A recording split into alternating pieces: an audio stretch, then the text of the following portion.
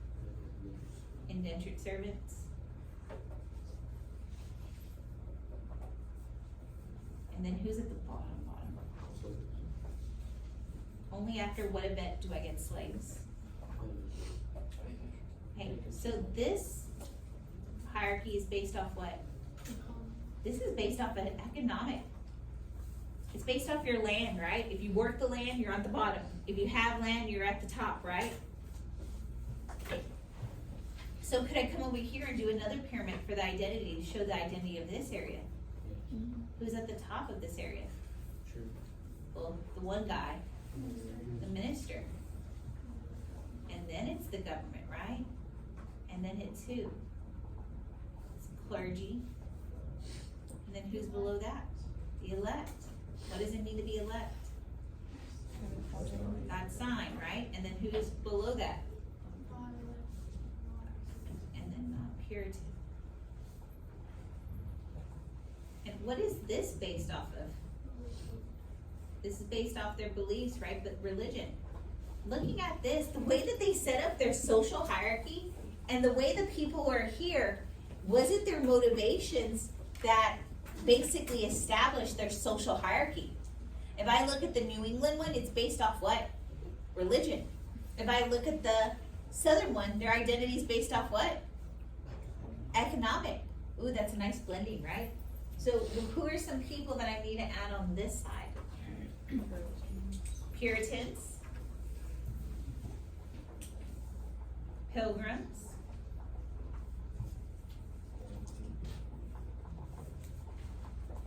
they're primarily what? Families, primarily men, women, and families.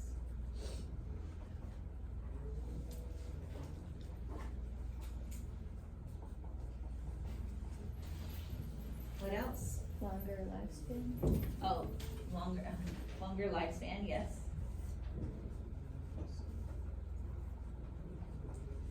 Would that explain the population being bigger here, right? Over here, what does that tell me with disease and short life? Population is small. Okay, so I know we're populating this one in, but do we see how we make this into an argument that the identity area will be shaped by their reason for coming religiously or economically, and how it set up the stature of society? Okay, so